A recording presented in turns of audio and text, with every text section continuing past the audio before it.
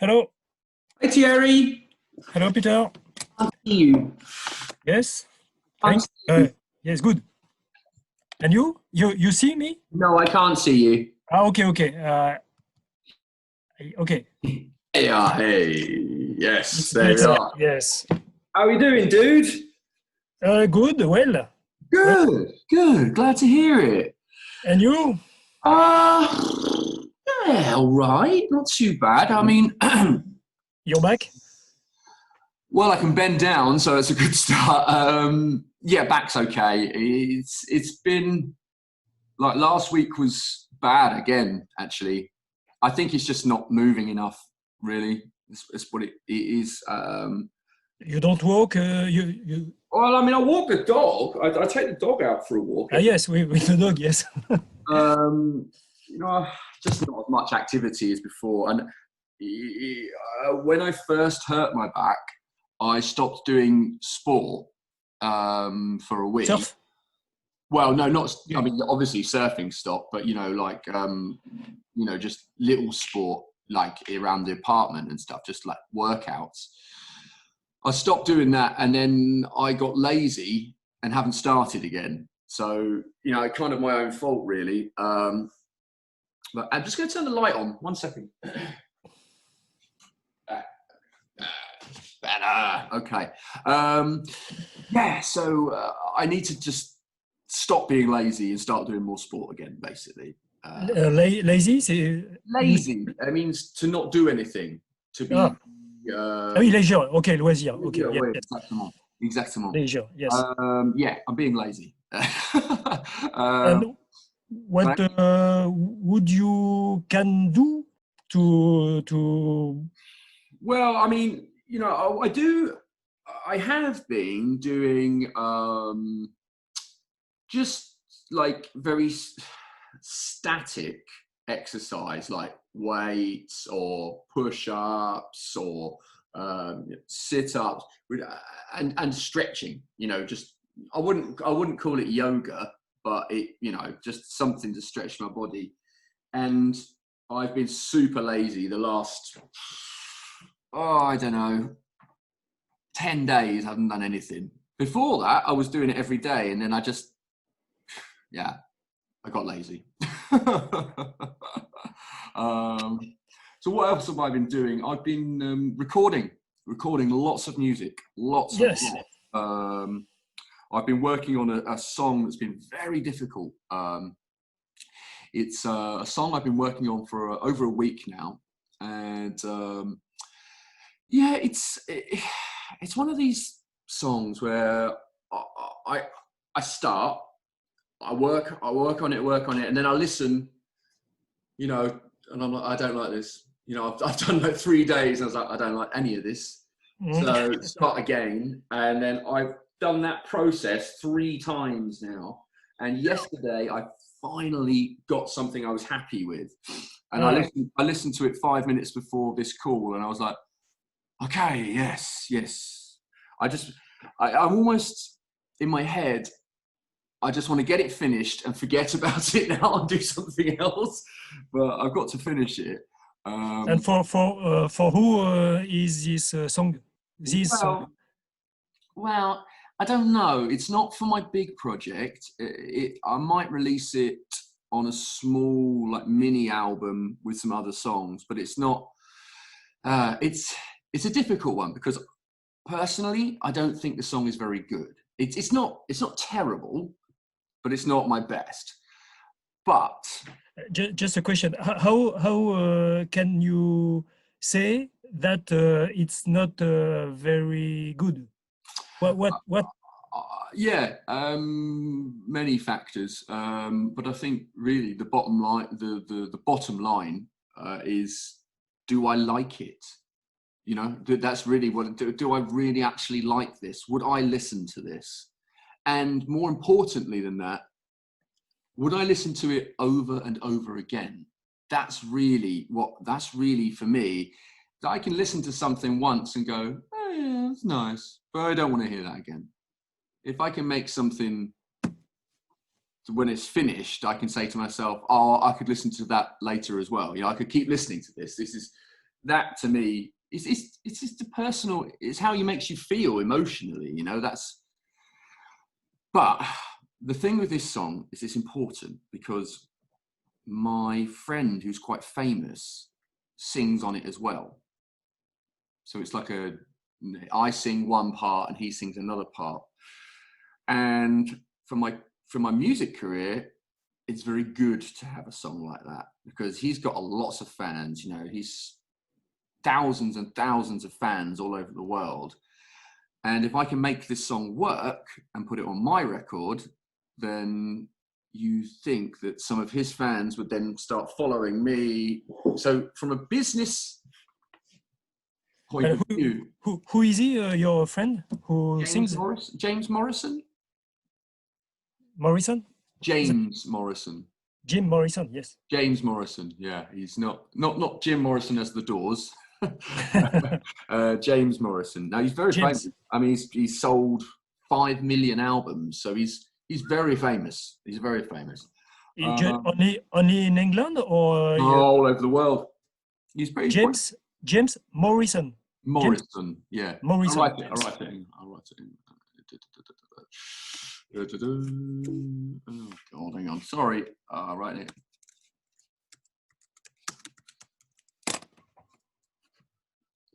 Yes, Morrison. Okay. Very famous. So, you know, you can see like the business idea of like, well, you know, it's good to get that guy on my record. It's very good. But I don't like the song. That's the situation. And, you know, I'm like, so I'm trying to make it work. I'm trying to make it more interesting. And I think I'm getting there. But, yeah. As long as it's acceptable, it should be okay. It's not going to be like a single or like the main track on a record.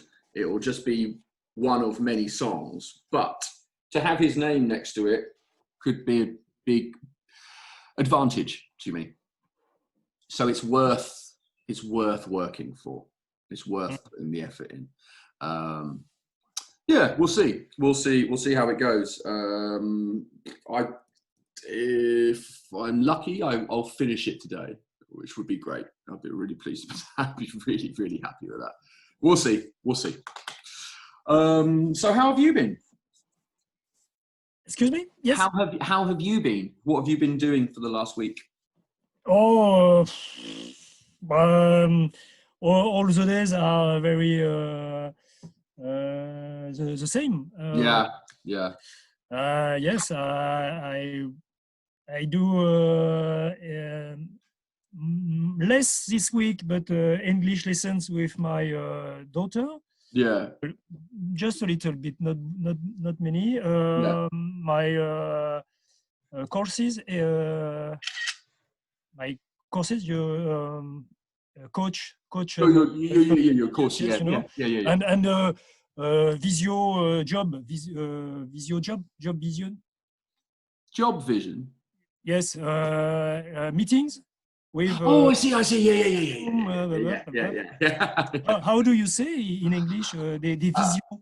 Well, because it's such a new thing, obviously, we say video call or video conference. Ah, wait. Okay. Yeah, so video conference. Yes. And yes, I am looking for.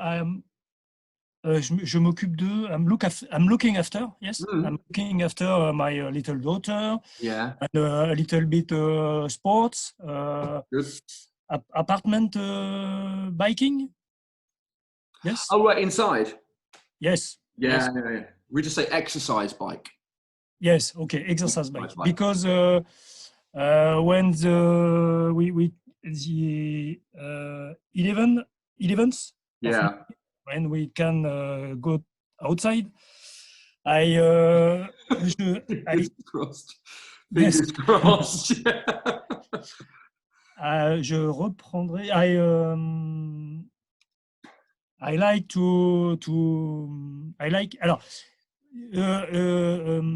just. Oh putain, c'est dur ce matin. No worries. A question about grammatical forms. Yeah. Because I don't know when we can use, for example, you can open or you can opening. When we use ing just after a verb. Yeah. Okay. Because yeah. I wanted to say, je vais reprendre le vélo. I will open. Je vais. I will. I will. I will. Okay. Je vais prendre. Did you say? Je vais refaire du vélo, mais Okay. c'est-à-dire, I like bike. I like just for example, I like biking or I like to bike. Okay. This is a very easy example. Biking. I like biking. I like to bike. Why? I mean, I suppose it's possible, but not really. No one really ever says that. So when ing just after the verb. Yeah, sure. So if we're talking about a verb, bike, or actually we don't really say bike, we say cycle. We say cycling. I like cycling. Yeah, we cycle. You can say biking. People say it more now because of like mountain biking and stuff. But anyway, forget that. If you're going to say, I like doing something, all we need to do when it's a verb is imagine, just take the step back. I like doing. Okay, there we go. I like doing. Right, we're not going to say doing for everything, but we say verbing. I like verbing. Do you understand? I like cycling. I like surfing. I like running. If it's I like, it's always ing. Okay. And for example, if you say, I just noticed, you can two forms. I heard. You can opening. You can open. So okay, with I like ing. Yep. Look, I like doing, I like blah, blah, blah. And what's the other possibility to use ing just after the verb? You can opening, you can open. Okay, yeah. Right. So if you're talking to someone else, so you can, it's not ing. You can open, not you can opening. You can open. You can try opening, but if it's just you can, it's just open, just the verb, just the verb.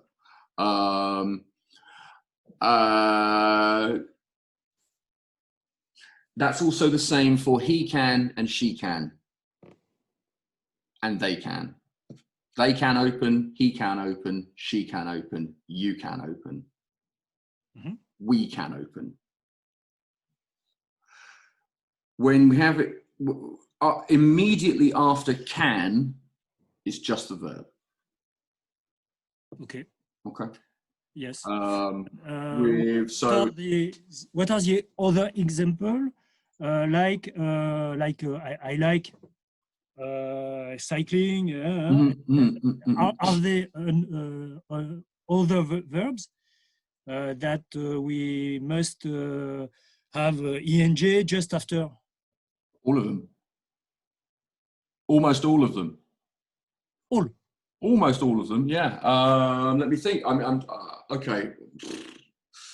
There's a lot of verbs. Running, surfing, playing, drinking, eating, sleeping, jumping, all of them. I like any verb, ing, driving. Yes, with I like, yes, I understand, but... Oh, I see, but before...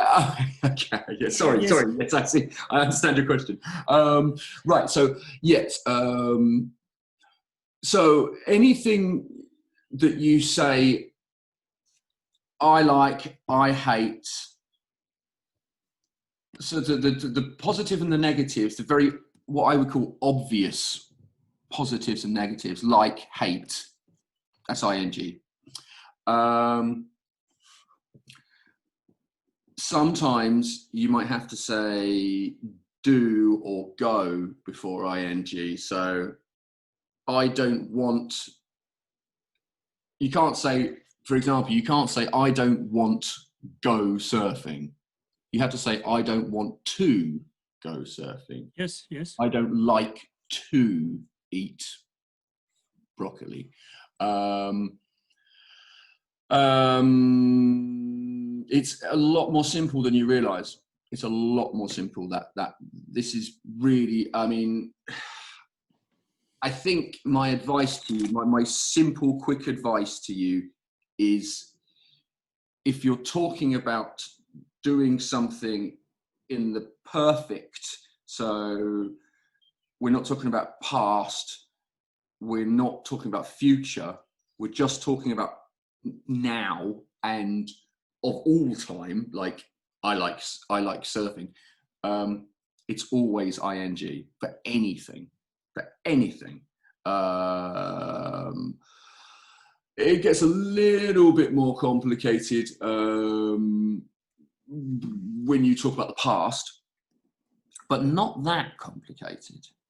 So, okay, just to recap, in the present and in the moment, always ing.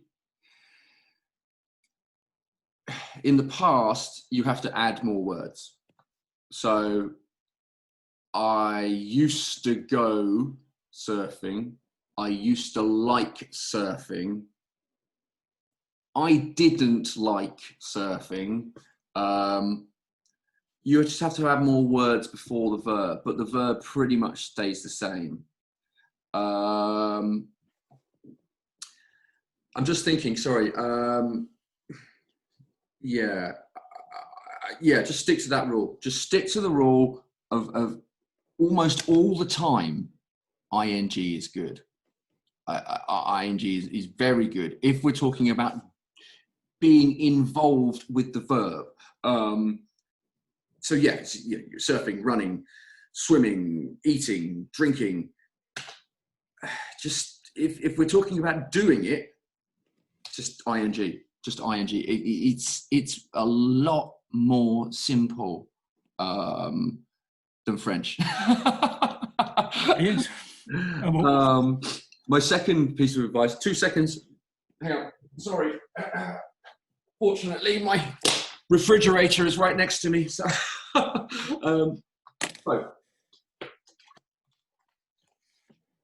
aha. Okay, I'm human again. So, when we talk about the past, when we use ing, we have 2 ways of talking about a verb in the past. We can still say ing, or we can take the verb and put an ed on the end. So, we've got surf, and then we've got surfed, right? Ed is what I, with my new beginner clients, is one of the first things I teach them is ed. Stick ed on the end of that verb, and people know you're talking about the past. Always. This I'm pointing to the screen. You can't see my finger. This ed, it's never anything but the past. It's really simple. So where we say I am going, so when we say I like surfing, or I go surfing, this is present, this is now. For the future, almost always you can just go I will go. I will go. It's je vais. I will, je vais prendre, I will take, I will. When we're talking about future, I will go, or I will do, or I will have, will always make sense. It will always make sense. With the ed for the past, the sentence could be much shorter. Quite simply, it can be I, or he, or she, or they, then the verb with ed on the end. I surfed yesterday. Or as soon as you say to me, I surfed, I know it was in the past. Just because of the ed. If you say to me, I surf, I'll be like, great, good for you. When? But as soon, so it's so simple with the past. Just okay. I, yes. He, she, they, we, verb ed, done. Mm-hmm. There are some verbs that don't use ed, and we can go through those individually, but for a lot of verbs, ed. So past, very simple. Present, ing. Present, perfect, ing. Future, I will, then ing. That's the simplest way I can explain it to you. We can talk about, there are some words that aren't the same, like eat. So I will eat. Just a question. Du coup, if I say for surf, I will tomorrow, I will surf or I will surfing. You've got two choices. I will surf, I will go surfing. Okay. Both are future. I will surf, I will go surfing. And this is the same for all the verbs. Yeah, sorry. So I was going to give you an example. So yeah, I will surf, I will run, I will jump, I will swim, I will. That's fine. It's absolutely fine. Honestly though, most people don't say that. Typical. It's the easy one, but most people will say, I will go, and then the verb, or I will do, and then the verb. It almost feels, for me as an English speaker, as a native English speaker, it almost feels weird to say, I will surf tomorrow. I never say that. I'll say, I will go surfing tomorrow. I guess the reason for that is, if we take the verb surf, it's a great example because it's an easy verb. If I say to you, I will surf tomorrow, now you know, and I know, that I mean, I'm going to be surfing many waves for an hour or two, right? We know that. But technically, if I say to you, I will surf tomorrow, am I talking about one wave or lots of waves? Do you understand? Because I will surf could mean I'm just going to catch one wave tomorrow. So I know it's stupid, it's ridiculous, but I think because of the way that I've been brought up with the language, in my head, I will go surfing is it makes more sense for you, for the person I'm telling. I now know in my head that Thierry knows that I'm going to be catching lots of waves for a long time. I guess it's like almost like a natural instinct in my head where you don't even realize you say it that way until you analyze it. However, we're talking really serious detail here. If you want to say, I will surf tomorrow. That's fine. It's absolutely fine. But just so you know, most English and Americans will say, I will go surfing tomorrow. However, you've got more to remember there. So it's your choice. It's completely your choice. If you said to me right now, I will shop tomorrow, I know you're not, you know, I know you're not just going to buy one thing from the shops. You know, I know that. So go ahead and use it. If you want to use it, go ahead. But just so you know that most English speakers will say, I will go, I will do, and then a verb with ing. Okay. Language, man. Yes, it's very clear. Thank you. Cool. Yes. Okay.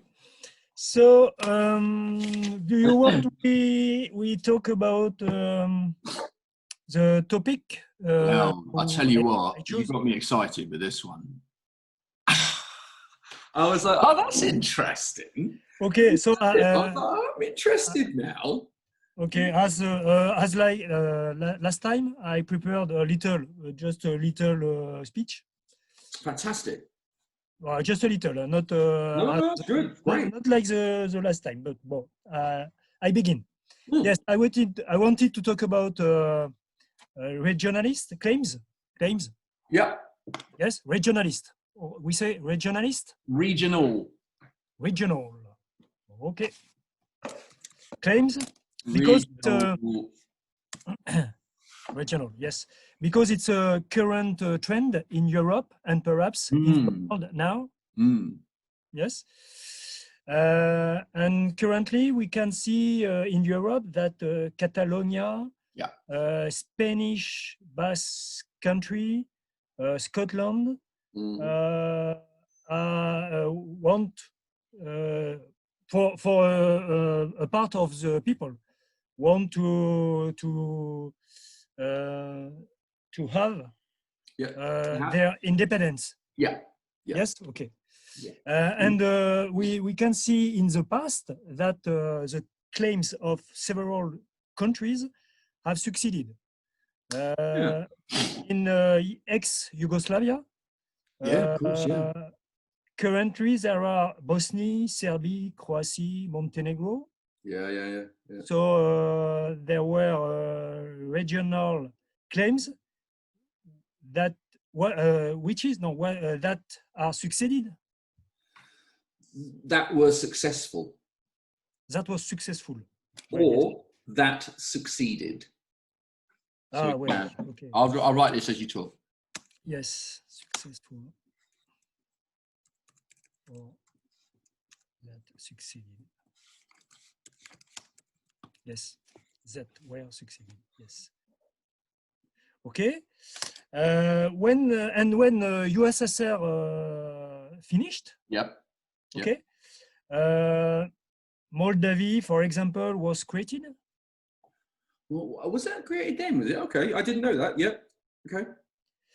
And in Ukraine, at the end of USSR, Ukraine a pris son indépendance, took its independence. Yes. Or a pris, oui. Bon. No, that's right. You're absolutely correct. Yes. Okay. Okay. And I went to Ukraine, and at this time, I had discussions with Ukrainian people who explained me that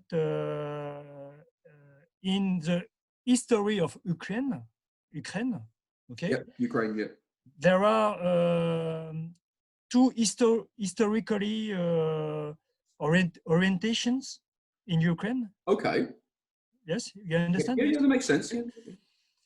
One is historically oriented to Europe, and one is the cradle of Russian people. And currently, it's not a surprise that there are No, it's not.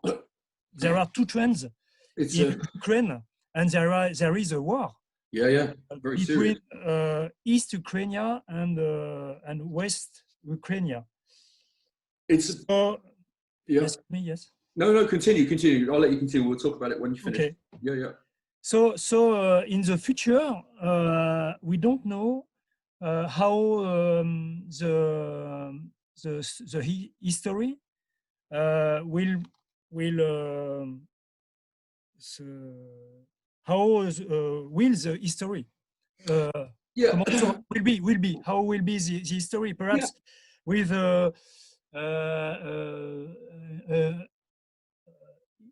imprevisible event. Yep. Yes. I mean, what we could say, a nice thing to say in English here would be what they would say on the news or on a history program is they would say something like, we don't know what a map of Europe will look like in the future. Yes. It's a nice way of saying it.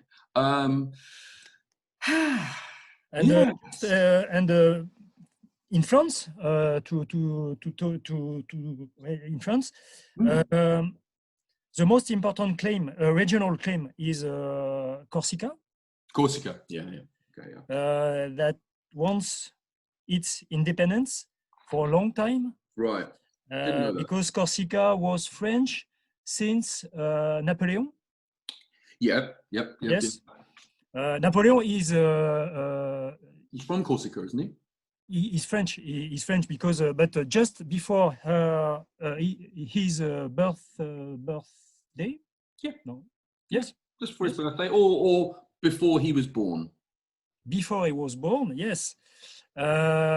Corsica became French, but just several years before he birth. Right. Okay. Not long before. Yeah. Yes. So Corsica is French since about the end of 18th century. Right. Okay. So it's not that long ago, really. So the most important claim in France is Corsica, but there are many specific regional values in several regions: Alsace, Brittany, Pays Basque, French Pays Basque, French Catalogne too. Yes, I know about that. Yeah. Not many people know about that in the world. Most people think Catalonia is just Spain. Mm-hmm. But no, yes. No, it's not. Yeah. But the claims are more specific in Spain, not in France. But there is a sorry. It's the same with the Basque Country as well, I guess, is it? Yes. There is not very you live in Pays Basque, but in French Pays Basque and French Catalogne, there is no really independence claim. No. I understand that. But there are regional strong values. Definitely. We would say probably instead of value, we would probably say identity. Identity, yes. The regional identity. So where I just to put something into perspective for you, where I grew up in England, I grew up in a place called Cornwall, which is in the southwest of England. And Cornwall is a bit like Pays Basque, where it has its own language. And there's a lot of people in Cornwall that think it should be a separate country. The same, exactly what we're talking about. Where? I don't. Okay, so Cornwall, where I come from. Cornwall. Okay. Yes. It's what it wants to be, I'm going to do a small drawing. What it wants to be is, so if I'm just going to draw you a map. We say Cornouaille in French. Cornouaille, exactly. Yes. Okay, so, Scotland. I didn't know that Cornwall had. Very much so. Very strong identity. Yeah. Oh, yeah. So So here we have a map of Britain. Yes. So that's Wales, that's Yes. Scotland, all of this is England, and down here, that's Cornwall. Okay. Yes. And the Cornish I'm looking at. Oh, you got a map. Okay, it's probably better. I'm looking at a map. Yes. Better. Okay. So there is a movement. There is a political party that wants to be separate from England. They don't want to be separate from Britain, but they want to be recognised like Scotland and Wales are recognised as separate people. I didn't know, man. Yeah. Okay. Because Thank you. Yes. Historically, I thought that Wales had most claims. Scotland really.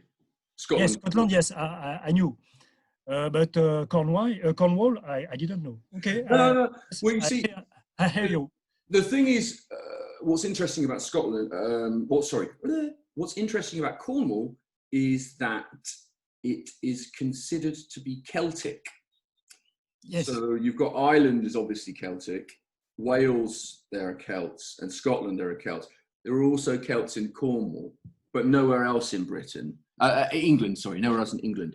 In fact, when the Romans came to Britain, they never actually got down to Cornwall. They never got there. They never got there. And so at that point, Cornwall was considered to be a separate to England.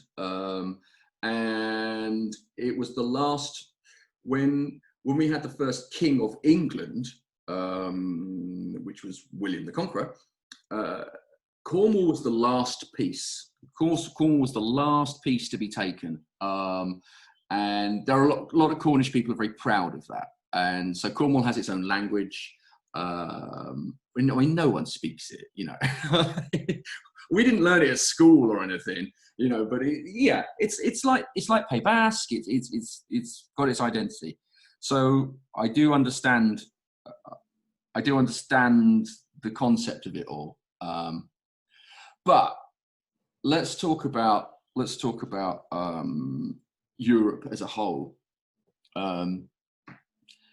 The question you said in your email was, is this a good thing or a bad thing? It's a very difficult question to answer, isn't it? I guess economically, I think it's terrible. I think it's a terrible thing economically. All right, somewhere like Catalonia, it's quite big. You know, they've got a lot. Yes, they probably financially they probably be okay. Pays Basque, Corsica. I mean, would Corsica be able to cope without the help of the rest of France? Yeah, but for the economical question, the question I asked me, for example, when USSR finished, Lithuania, all the Latin countries, Lithuania, Lettonia, and there is a third. Estonia. Actually, Bulgaria. Oh, fuck, there's another one, isn't there? I forgot my communist countries here. Come on. So really, you said Yugoslavia. What did that split up into? Just Estonie, Lettonie, Lithuania. Estonia, Lettonie. In English, I don't know what we say. Estonia. Lithuania. Estonie. It's Estonia. Estonia, Lithuania, I think. Yeah. And it's there are very little country, but there are in economically. Yes, economically. Yeah. Perfect. You stop. Yeah. Okay.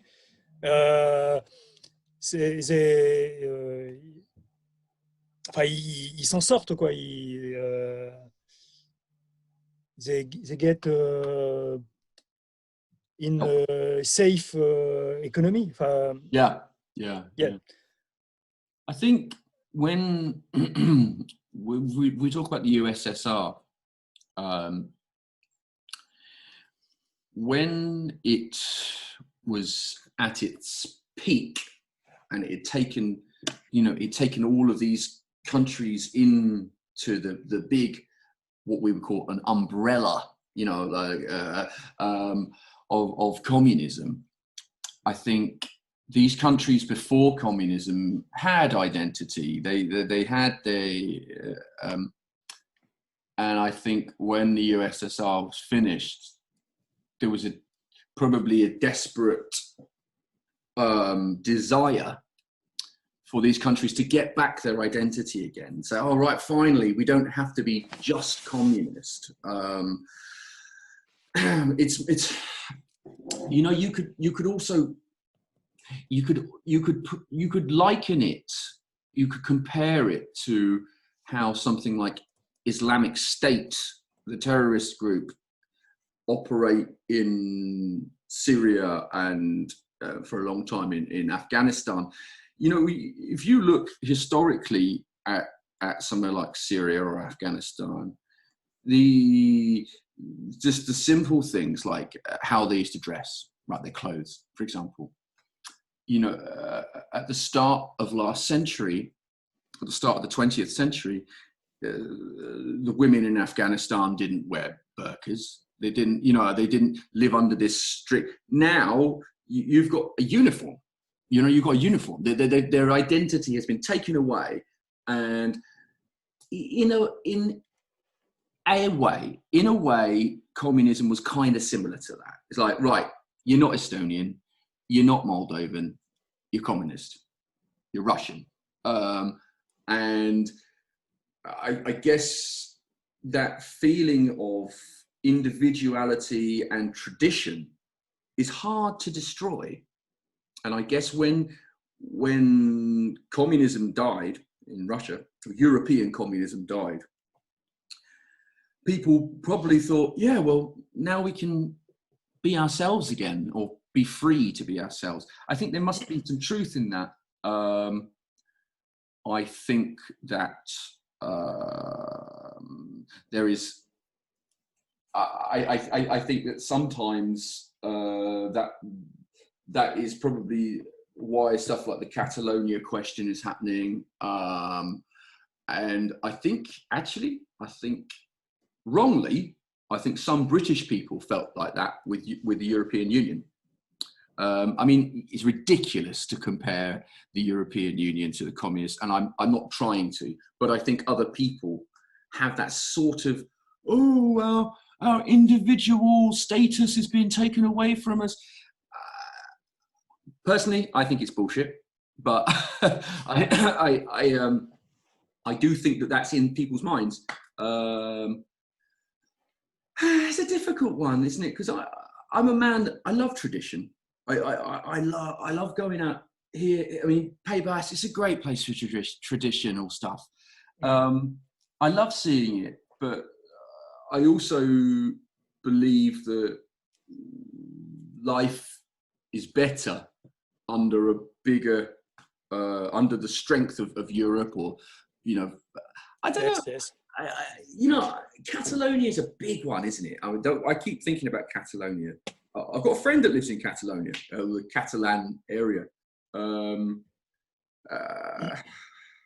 She's completely against it. She thinks they should stay part of Spain. But yeah, I don't know. What are your thoughts? What are your thoughts?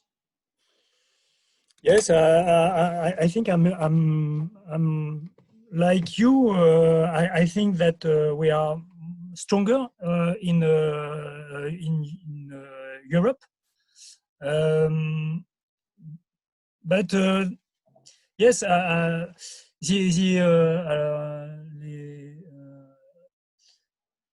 les anciens pays communistes, les anciens, c'est quoi? Anciens, the old. Old, yes, communist countries.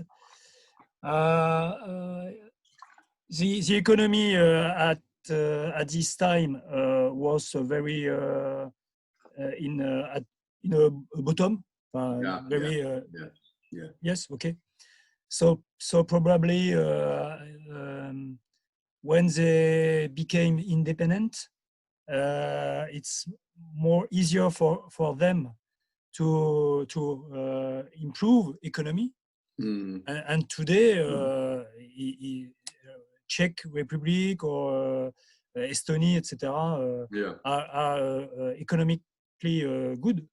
Well, but tomorrow, if Scotland became independent, do you think that there is an economical risk for Scottish economy? Because if they want to adhere to own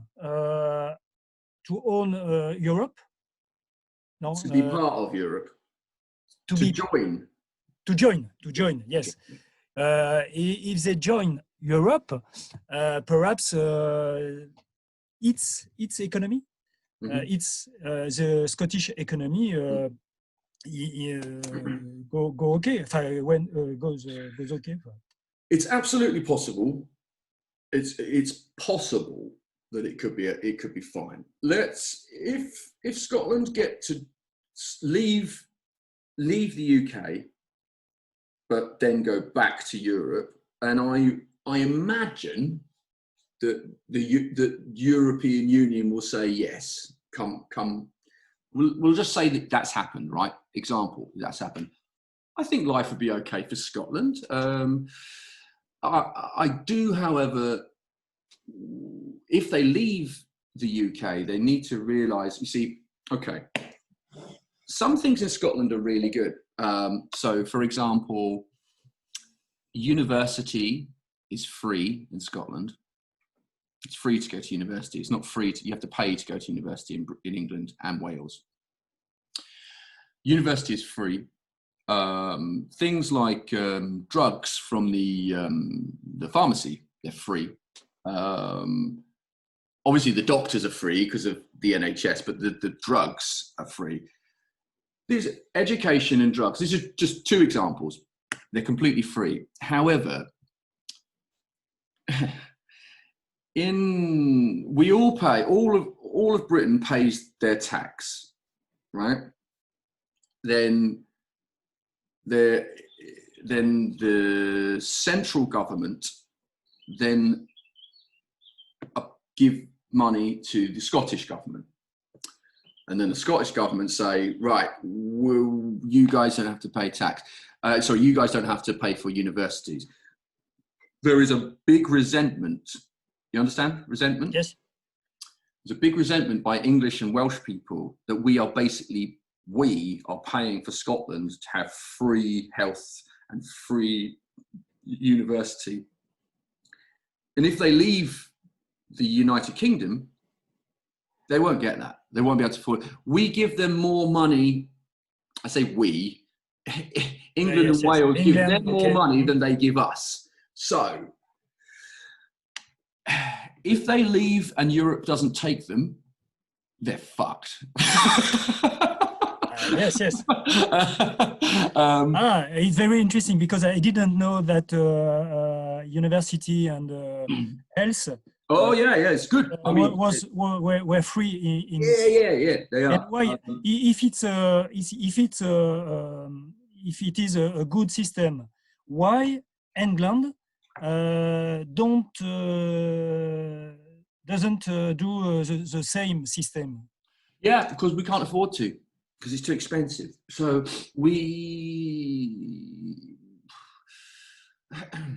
because in France, you know the French system. It's the same that Scotland. Free drugs, free university, free doctor. Free university in France, is it? Yes. I didn't know that. I didn't. Nearly. My daughter is in third year. Yeah. Okay. Yeah.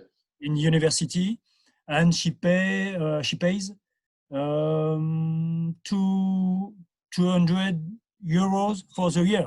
Oh, 200 oh, euros right. for the year Oh. for the inscription. Right. And if you go to the doctor and he says, "Oh, you need these drugs because you've got, I don't know, whatever, you've got a bad cough," do you have to pay for those drugs? No. Really? No. I God, don't pay. For several drugs, yes, we must pay because it's not essential. remboursé par health. Essential. Hein? It's not like you need it. No. No.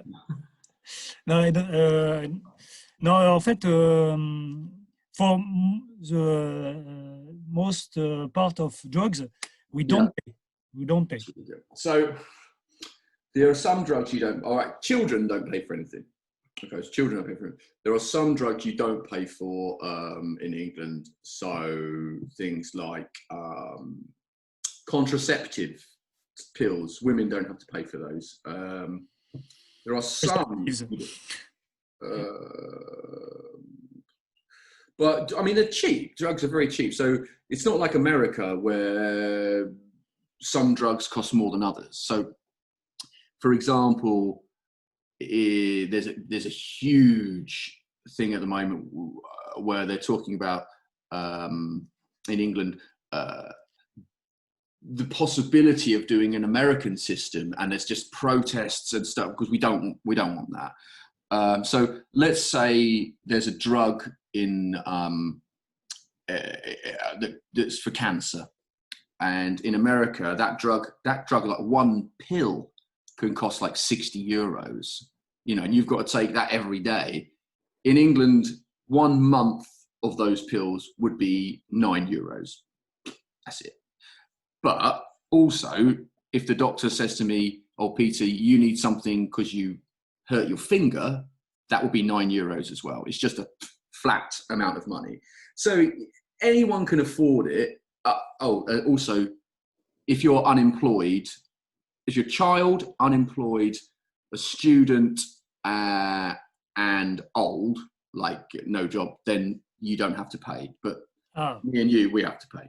But only 9 euros. It's not huge, or £9, but it's not huge money. It's not like in America where they say, well, if you can't afford it, tough, you're going to die. It's not like that. But still, it's still like, it's still going to cost you. The thing is, someone that's very ill doesn't just have one medication, do they? They have lots and lots of different pills. But yeah, I didn't know that in France. I didn't know that. I will say that doctors are cheap here, though. I mean, because at the moment, I don't have a carte vitale. Quoi? I don't have a carte vitale. Carte vitale. C'est quoi? Non, j'ai pas compris. The health card in France. Health card. Yes. Okay. Vital? Vital. Ah oui, Vital. Ouais, Vital. Ouais. I don't have one yet. And I had to go to the doctor last week, actually. But it was only 25 euros. And I was yes. That's all right. That's fine. That's not. I'm okay with that. I can cope with that. Do you find it expensive for? No, cheap. I thought it was cheap. Cheap. I was surprised. Well, because you how much do you pay in England for? I know you don't have to pay to see a doctor. It's free, but it's not like it's very different to France because you have this card and you say, there's my carte vitale. In England, you don't need any of that. You just walk in and see a doctor and then walk out again. Nothing. There's no exchange of cards or anything. But I have seen private doctors in England. So we have a double system. We have free healthcare for everyone, and that means everyone. So like if you were on holiday in England and you hurt yourself, everything is free. You're in England, we will treat you. You're free. But people that earn more money, let's say rich people, they have private healthcare, and I've been lucky enough to have private healthcare, and it's so much better. Yes, It's because when you go to free health, it's bad. What's the problem? It's not bad. It's not. I'm very, as most British people, very proud of our NHS, the National Health Service. Very proud of it, and they're brilliant. But you go to, let's say, for example, I've got a really bad cough and I'm worried. I'm like, oh, I've got something on my lungs. I know it. I'm going to go and see an NHS doctor. They'll say, okay, yeah, we'll see you. You've got to wait 6 hours in this hospital, and you'll sit there for 6 hours because the line of people is enormous. They will see you and they will treat you, but you got to wait. And then they'll say, okay, you need an X-ray. Come back next week or the week after.